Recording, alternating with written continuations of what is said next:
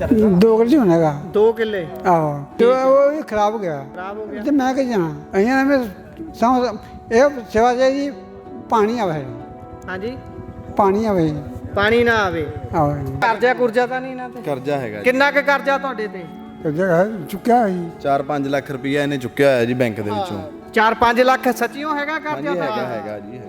ਦੱਸੋ ਤੁਸੀਂ ਚੁੱਕਿਆ ਚੁੱਕਿਆ ਚੁੱਕਿਆ ਜੀ ਪਿਛਲੇ ਸਾਲ ਹੀ ਇਹਨੇ ਵਿਚਾਰੇ ਨੇ ਕਰਜ਼ਾ ਲੈ ਕੇ ਤੇ ਮੋਟਰ ਲਾਈ ਪਿਛਲੇ ਸਾਲ ਆ ਪਿਛਲੇ ਸਾਲ ਹੀ ਇਹਨੇ ਵਿਚਾਰੇ ਨੇ ਸਾਰਾ ਕੁਝ ਕੀਤਾ ਤੇ ਇੱਕੋ ਫਸਲ ਚੁੱਕੀ ਤੇ ਦੂਜੀ ਚੁੱਕਣੀ ਤੇ ਜੜੀ ਤਬਾਹ ਹੋ ਗਈ ਵਿਚਾਰੇ ਦੀ। ਤੇ ਰੋਣ ਨਾ ਆਵੇ ਤੇ ਹੋਰ ਕੀ ਫਿਰ ਕਰੇ। ਕਿੰਨੇ ਦਿਨਾਂ ਦੇ ਲੱਗੇ ਸੀ ਉੱਥੇ ਕਰਨ 2 ਮਹੀਨਾ ਹੋ ਗਿਆ ਮਹੀਨਾ ਵੀ ਹੋ ਗਿਆ ਮਹੀਨਾ ਹੋ ਗਿਆ ਲੱਗਿਆ ਨੂੰ ਪਰ ਹੁਣ ਤਾਂ ਉਹ ਰੁੜ ਗਿਆ ਸਾਰਾ ਕੁਝ ਉੱਥੇ ਪਾਣੀ ਹੋ ਗਿਆ ਤੇ ਹੁਣ ਸੇਵਾ ਚਾਹੀਦੀ ਹੋਵੇ ਸੋਚਦੇ ਬਈ ਸੂਰਤ ਕੋਈ ਨਹੀਂ ਮਿਲਦੀ ਛੋਟੇ ਬੱਚੇ ਆ ਸੂਰਤ ਕੋਈ ਨਹੀਂ ਮਿਲਦੀ ਸੂਰਤ ਐਡੀ ਕੋ ਕੁੜੀ ਏ ਨਹੀਂ ਸੂਰਤ ਕੋਈ ਨਹੀਂ ਮਿਲਦੀ ਮਾਂ ਮਰ ਗਈ ਆ ਜੀ। ਕਿਹਦੀ ਬੱਚਿਆਂ ਦੀ ਇਹਨਾਂ ਦੀ ਹਾਂਜੀ ਇਹਨਾਂ ਦੀ ਘਰ ਦੀ ਬੱਚਿਆਂ ਦੀ ਮਾਂ ਮਰ ਗਈ। ਆਪ ਹੀ ਸਾਂਭਦੇ ਹੋ ਬੱਚੇ ਹਾਂਜੀ ਆਪ ਹੀ ਰੋਟੀ ਪਾਣੀ ਸਾਰਾ ਕੁਝ ਆਪ ਹੀ ਕਰਦੇ ਆ ਜੀ। ਇਹ ਤਾਂ ਗਰੀਬ ਬਾੜਾ ਮਾਰਾ ਗਿਆ ਕਿ ਇਹਦਾ ਤਾਂ ਜ਼ਿਆਦਾ ਨੁਕਸਾਨ ਹੀ ਇਹਦਾ ਹੋਇਆ ਸਮਝੋ ਤੁਸੀਂ। ਅੱਛਾ ਕਿਉਂਕਿ ਵਿਚਾਰਾ ਰੋਟੀ ਟੁੱਕ ਵੀ ਬੱਚਿਆਂ ਨੂੰ ਇਹੋ ਹੀ। ਸਤਿ ਸ਼੍ਰੀ ਅਕਾਲ ਜੀ। ਇਸ ਸਮੇਂ ਅਸੀਂ ਆਲੀਆਂ ਕਲਾਂ ਆਲੀਆਂ ਖੁਰਦ ਇਹਨਾਂ ਪਿੰਡਾਂ ਦੇ ਵਿੱਚ ਜਿੱਥੇ ਨੁਕਸਾਨ ਹੋਇਆ ਸੁਲਤਾਨਪੁਰ ਲੋਧੀ ਉੱਥੇ ਮੌਜੂਦ ਆ।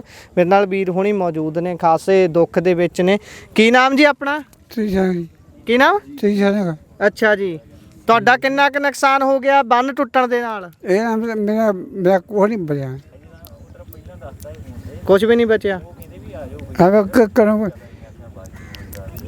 ਇਹ 2 ਕਿੱਲਾ ਹੈਗਾ ਝੋਨਾ ਵਿਚਾਰਾ 2 ਕਿੱਲੇ ਹੋਣਾ ਹੈਗਾ। 2 ਕਿੱਲੇ ਆਹੋ ਤੇ ਉਹ ਵੀ ਖਰਾਬ ਹੋ ਗਿਆ ਖਰਾਬ ਹੋ ਗਿਆ ਤੇ ਮੈਂ ਕਿ ਜਾਣਾ ਬੱਚੇ ਕਿੱਦਾਂ ਤੁਹਾਡੇ ਪਰਿਵਾਰ ਕਿੱਦਾਂ? ਨਿੱਕੇ ਬੱਚੇ ਆ ਨਿੱਕੇ ਨੇ ਕਿੰਨੇ ਬੱਚੇ ਨੇ ਤੁਹਾਡੇ? 2 ਜੀ 2 ਹਾਂਜੀ ਠੀਕ ਹੈ।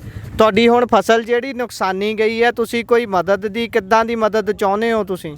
અહીંયા અમે ਇਹ ਸੇਵਾ ਚਾਹੀਦੀ ਪਾਣੀ ਆਵੇ ਹਾਂਜੀ ਪਾਣੀ ਆਵੇ ਪਾਣੀ ਨਾ ਆਵੇ ਆਵੇ ਪਾਣੀ ਹੁਣ ਜਿਹੜਾ ਆ ਗਿਆ ਜੀ ਇਹ ਤਾਂ ਇਹਦੇ ਤੋਂ ਤਾਂ ਕੋਈ ਬਚਾ ਨਹੀਂ ਕਰ ਸਕਦੇ ਪਰ ਮੁਆਵਜ਼ਾ ਚਾਹੁੰਦੇ ਹੋ ਸਰਕਾਰ ਦੇ ਅੱਗੇ ਬੇਨਤੀ ਕਰਦੇ ਹੋ ਵੀ ਮੁਆਵਜ਼ਾ ਘੱਟੋ ਘੱਟ ਕੋਈ ਦੇ ਦੇਣ। ਤੇ ਉਹ ਦੇ ਦੇਣੀ ਹਾਂ ਉਹ ਦੇਣ ਮੈਂ ਜਾਂ ਸਕੀ ਲੱਗਦਾ ਸਰਕਾਰ ਦਊਗੀ ਮੁਆਵਜ਼ਾ?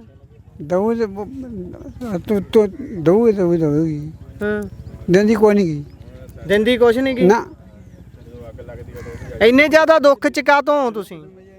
ਦੁੱਖ ਜਾ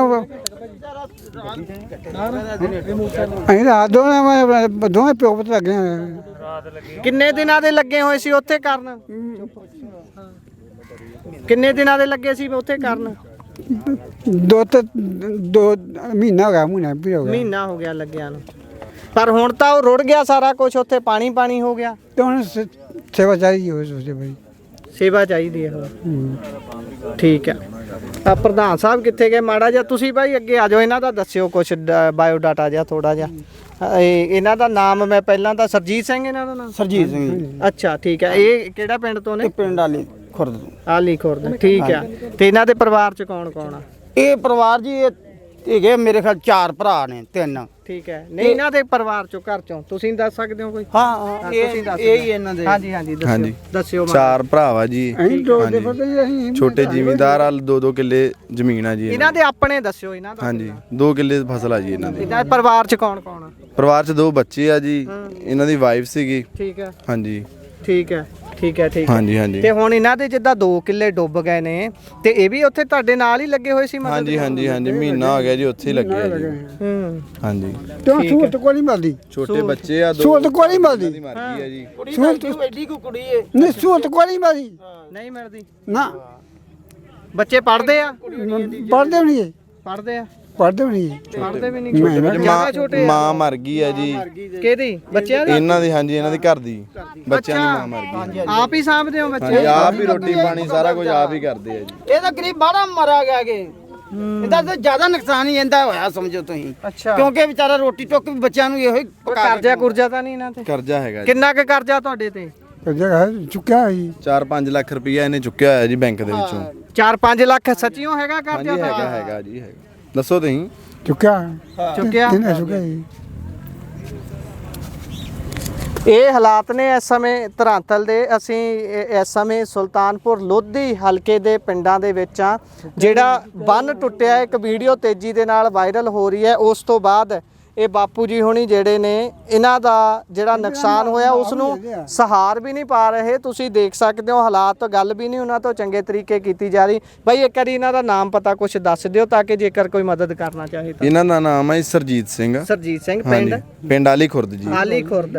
ਕੋਈ ਨੰਬਰ ਕੋਈ ਜੇ ਆਪਾਂ ਦੇ ਨੰਬਰ ਇਹਨਾਂ ਕੋ ਤੇ ਵਿਚਾਰਿਆਂ ਕੋ ਕੋਈ ਨਹੀਂ ਹੈਗਾ ਜੀ। ਫੋਨ ਵੀ ਨਹੀਂ ਹੈਗਾ ਤੁਹਾਡੇ ਕੋਲ? ਨਹੀਂ ਕੋਈ। ਚਲੋ ਠੀਕ ਹੈ, ਆਲੀ ਖੁਰਦ ਤੁਸੀਂ ਪਹੁੰਚ ਸਕਦੇ ਹੋ ਜਾਂ ਫਿਰ ਅਸੀਂ ਤੁਹਾਡੇ ਇੱਥੋਂ ਦੇ ਸਰਪੰਚ ਸਾਹਿਬ ਦਾ ਨੰਬਰ ਤੁਹਾਡੇ ਨਾਲ ਸਾਂਝਾ ਕਰ ਦਿੰਨੇ ਆ।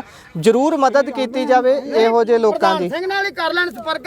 ਠੀਕ ਹੈ ਜੀ। ਸੋ ਮਦਦ ਜਰੂਰ ਕੀਤੀ ਜਾਵੇ ਇਹੋ ਜਿਹੇ ਲੋਕਾਂ ਦੀ ਜਿਹੜੇ ਬਿਲਕੁਲ ਹੀ ਪੀੜੇ ਗਏ ਨੇ। ਖਾਸ ਤੌਰ ਤੇ ਸਰਕਾਰ ਨੂੰ ਇਹ ਅਪੀਲ ਹੈ, ਸਰਕਾਰ ਮਾਈ ਬਾਪ ਹੁੰਦੀ ਹੈ, ਸਰਕਾਰ ਦਾ ਫਰਜ਼ ਹੁੰਦਾ ਹੈ ਜੇ ਵਿੱਤੀ ਤੌਰ ਤੇ ਕਿਸੇ ਦੇ ਉੱਤੇ ਮਾਰ ਪੈਂਦੀ ਹੈ ਉਸ ਨੂੰ, ਤੇ ਜਾਨੀ ਤੌਰ ਤੇ ਜੇਕਰ ਕਿਸੇ ਨੂੰ ਮਾਰ ਪੈਂਦੀ ਹੈ ਉਸ ਦੀ ਰਾਖੀ ਕਰਨ ਦੀ ਸਰਕਾਰ ਦੀ। ਪਰ ਕੀ ਸਰਕਾਰ ਹੁਣ ਰਾਖੀ ਕਰੂਗੀ? ਸਰਕਾਰ ਬਚਾਊਗੀ? ਇਹ ਸਮਾਂ ਬਿਆਨ ਕਰੂਗਾ। ਇਹ ਅੱਖਾਂ ਦੇ ਵਿੱਚ ਝਲਕਦਾ ਹੋਇਆ ਦਰਦ ਸਭ ਕੁਝ ਬਿਆਨ ਕਰਦਾ ਹੈ ਕਿ ਕੀ ਹਾਲਾਤ ਇਸ ਸਮੇਂ ਧਰਾਤਲ ਤੇ ਬਣੇ ਹੋਏ ਨੇ ਜੀ। ਖਰਾਬ ਹੋਈ ਅੱਖਾਂ ਖਰਾਬ ਹੋ ਗਈਆਂ, ਖਰਾਬ ਹੋਈਆਂ, ਦਿਖਦਾ ਨਹੀਂ ਚੰਗੀ ਤਰ੍ਹਾਂ, ਘਰ ਦੀ ਕੱਟ ਦੀਦਾ। ਠੀਕ ਹੈ ਜੀ। ਫਿਰ ਜਾਣਾ, ਫਿਰ ਵੀ ਜਾਂਦੇ ਸੀ ਸੇਵਾ ਫਿਰ ਤੇ? ਜਾਂਦੇ ਠੀਕ ਹੈ ਜੀ। ਪਿਛਲੇ ਸਾਲ ਹੀ ਇਹਨੇ ਵਿਚਾਰਿਆਂ ਨੇ ਕਰਜ਼ਾ ਲੈ ਕੇ ਤੇ ਮੋਟਰ ਲਾਈ। ਪਿਛਲੇ ਸਾਲ ਪਿਛਲੇ ਸਾਲ ਹੀ ਇਹਨੇ ਵਿਚਾਰੇ ਨੇ ਸਾਰਾ ਕੁਝ ਕੀਤਾ। ਤੇ ਇੱਕੋ ਫਸਲ ਚੁੱਕੀ ਤੇ ਦੂਜੀ ਚੁੱਕਣੀ ਤੇ ਜਿਹੜੀ ਤਬਾਹ ਹੋ ਗਈ ਵਿਚਾਰੇ ਦੀ। ਤੇ ਰੋਣ ਨਾ ਆਵੇ ਤੇ ਹੋਰ ਕੀ ਫਿਰ ਕਰੇ। ਇਹ ਹੁਣ ਇਦਾਂ ਦੇ ਬੰਦੇ ਨਹੀਂ ਦੀਦੇ ਸਰਕਾਰ ਨੂੰ। ਸਰਕਾਰ ਤਾਂ ਵੈਸੇ ਤਾਂ ਬਹੁਤ ਰੌਲਾ ਪਾਉਂਦੀ ਆ। ਇਹ ਨਾ ਤਾਂ ਵਿਚਾਰੇ ਦਿਹਾੜੀ, ਅਸੀਂ ਤਾਂ ਦਿਹਾੜੀ ਕਰਦੇ ਆ, ਦਿਹਾੜੀ ਵੀ ਨਹੀਂ ਕਰ ਸਕਦੇ ਕਿਉਂਕਿ ਵਿਚਾਰਾ ਵੱਜਣਾ ਤਾਂ ਜੱਟ ਹੀ ਹੈ। ਅਗਰ ਆਖੇਗਾ ਜ਼ਿਮੀਦਾਰ ਹੋ ਕੇ ਦਿਹਾੜੀ ਜਾਂਦਾ ਹੈ, ਅਸੀਂ ਇਹ ਵਿਚਾਰੇ ਕਿੱਧਰ ਜਾਣ? ਉਹ ਗੱਲ ਅਲੱਗ ਹੈ ਬਾਈ, ਉਹ ਤਾਂ ਸਾਨੂੰ ਜੱਟ ਪੁਣੇ ਵਾਲਾ ਤਾਂ ਲਾਉਣਾ ਪਊਗਾ ਗੱਲ ਚੋਂ ਟੈਗ। ਉਹ ਕੋਈ ਚੀਜ਼ ਨਹੀਂ ਹੁੰਦੀ, ਉਹ ਅਖੌਤੀ ਤੌਰ ਤੇ ਆਪਾਂ ਕਹੀ ਜਾਂਦੇ ਜੱਟ ਸ਼ਬਦ ਕੁਛ ਨਹੀਂ। ਉੱਥੇ ਵੀ ਤਾਂ ਦਿਹਾੜੀਆਂ ਕਰਦੇ ਆ ਬਾਹਰ ਜਾ ਕੇ। ਹੁਣ ਬਾਈ ਹੁਣਾਂ ਦੇ ਹਾਲਾਤ ਦੇਖ ਕੇ ਹਿਸਾਬ ਲਾ ਸਕਦੇ ਹੋ। ਜਦੋਂ ਇਹੀ ਜੱਟਾਂ ਦੇ ਪੁੱਤ, ਜ਼ਿਮੀਂਦਾਰਾਂ ਦੇ ਪੁੱਤ ਬਾਹਰ ਜਾ ਕੇ ਉਹ ਟਾਇਲਟਾਂ ਸਾਫ਼ ਕਰਦੇ ਨੇ, ਉਦੋਂ ਜੱਟ ਪੁਣਾ ਸਿੱਟ ਜਾਂਦੇ ਫਿਰ ਤੁਸੀਂ ਇੱਥੇ 에ਅਰਪੋਰਟ ਦੇ ਉੱਪਰ। ਇਹ ਗੱਲ ਕਹਿਣੀ ਸਾਨੂੰ ਨਹੀਂ ਚਾਹੀਦੀ ਵੀ ਮੈਂ ਜੱਟਾਂ, ਮੈਂ ਕਿਤੇ ਦਿਹਾੜੀ ਨਹੀਂ ਕਰ ਸਕਦਾ। ਜੇ ਕੋਈ ਪੁਲਿਸ ਮੁਲਾਜ਼ਮ ਬਰਖਾਸਤ ਹੋ ਜਾਂਦਾ, ਉਹ ਕਹਿੰਦਾ ਮੈਂ ਕਿਤੇ ਕੰਮ ਨਹੀਂ ਕਰਨਾ। ਪੁਲਿਸ ਮੁਲਾਜ਼ਮ ਕਿਸੇ ਦੇ ਥੱਲੇ ਕੰਮ ਨਹੀਂ ਕਰਦੇ ਹੁੰਦੇ। ਇਹ ਖੌਤੀ ਚੀਜ਼ਾਂ ਨੇ। ਸੋ ਬੜੇ ਹੁੰਦੇ ਨੇ ਸਾਡੇ ਪਿੰਡਾਂ ਵਾਲੇ ਜਿਹੜੇ ਅਨਪੜ੍ਹ ਬੰਦੇ ਨੇ, ਇਹ ਆਪਦੀ ਆਕੜ ਹੀ ਰੱਖਦੇ ਆ। ਠੀਕ ਹੈ, ਧੰਨਵਾਦ। ਠੀਕ ਹੈ ਜੀ। ਸੋ ਇਹ ਕੁੱਲ ਮਿਲਾ ਕੇ ਹਾਲਾਤ ਨੇ, ਇਹਨਾਂ ਦੀ ਮਦਦ ਜ਼ਰੂਰ ਕੀਤੀ ਜਾਵੇ। ਬਾਈ ਹੁਣੀ ਦੱਸ ਦਿੱਤਾ, ਨੰਬਰ ਅਸੀਂ ਥੱਲੇ ਫਲੈਸ਼ ਕਰ ਦਿਆਵਾਂਗੇ। ਕੋਈ ਵੀ ਇਹੋ ਜਿਹਾ ਕੰਮ ਨਾ ਹੋਵੇ ਵੀ ਕਿਸੇ ਨਾਲ ਫਰਾਡ ਹੋਵੇ। ਅਸੀਂ ਇਦਾਂ ਦਾ ਕੋਈ ਕੋਸ਼ਿਸ਼ ਕਰਾਂਗੇ ਕਿ ਬਾਈ ਹੁਣਾਂ ਦੀ ਮਦਦ ਹੋ ਸਕੇ। ਧੰਨਵਾਦ, ਸਤਿ ਸ਼੍ਰੀ ਅਕਾਲ।